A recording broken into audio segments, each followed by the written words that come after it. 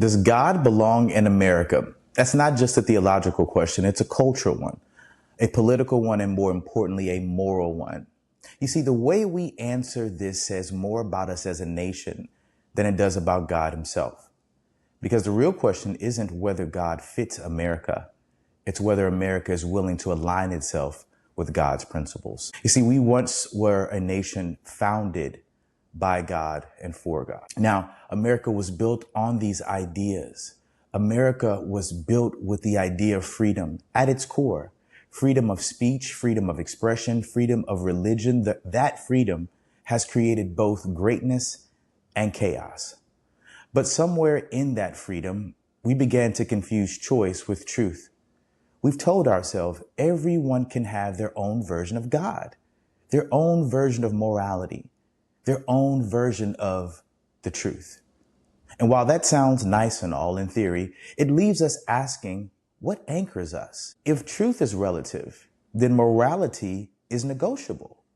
And if morality is negotiable, then justice becomes unstable.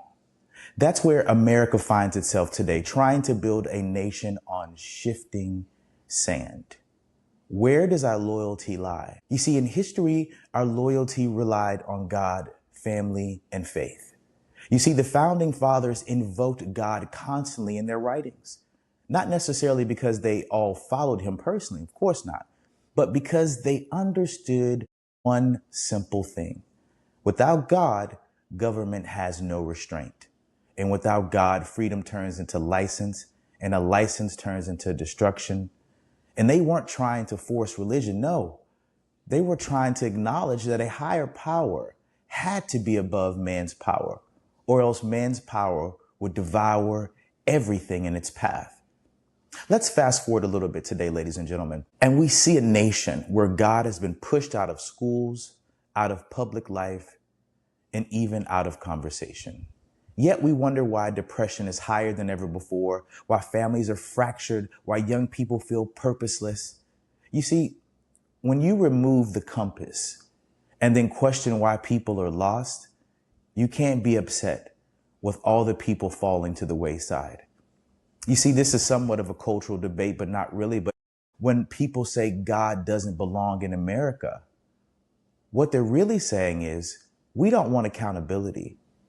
Because God doesn't just bring comfort, he brings standards. God says you can't treat people however you want. You can't redefine marriage however you want. You can't exploit the poor, abuse the earth, or ignore justice and call yourself righteous. But America has turned God into a slogan instead of a standard. And God we trust is printed on our money. We see it every day.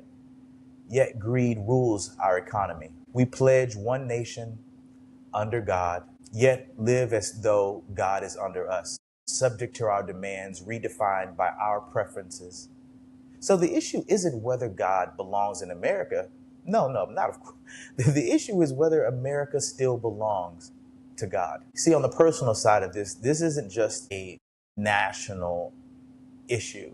It's a personal issue. A nation is nothing more than millions of individuals living their lives stitched together.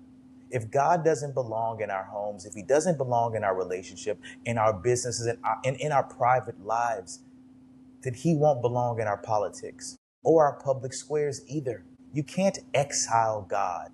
I'll say that again. You cannot exile God from the private and then expect him to bless the public. We keep saying, God bless America, while America doesn't want to bless God. That's like asking for the benefit of relationships when you're not willing to commit. There's a consequence that we are paying for the absence of God. Look at what's happening when God is removed from our culture. When God is absent, idols rise. For some, it's money. For others, it's power. For others, it's self and idols, American idols, always demanding sacrifice of our children, sacrifice of our peace, sacrifice of truth. And when a nation loses God, it eventually loses itself. You see, Rome fell not because of outside enemies, but because it rotted from within. morally, spiritually, and culturally. America risks walking that same road if it refuses to humble itself before something greater. This is my call to you. Does God belong in America? Absolutely.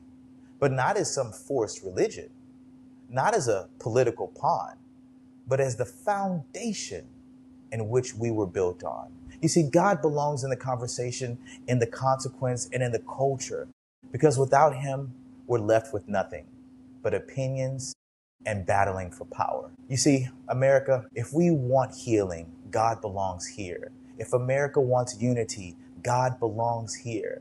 And if America wants justice, God belongs here. If you want to see God in America, it starts with you, because revival never starts in Congress. It starts in your hearts.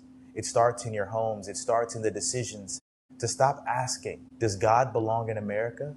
And start asking, do I belong to God? God doesn't need America, but America desperately needs God. The question is, are we humble enough to admit that our nation needs God before it's too late? My wish and my blessing and my prayer is that we all turn our face to God, that we all realize and look to the hills in which cometh our help. Humble ourselves before the presence of God and return back to what this country was made and founded on. And may truly God bless America. I'll see you guys soon. And make sure you subscribe. Apple, Spotify, YouTube. We're on Fearless Conversations. I love you guys. God bless you. See you soon.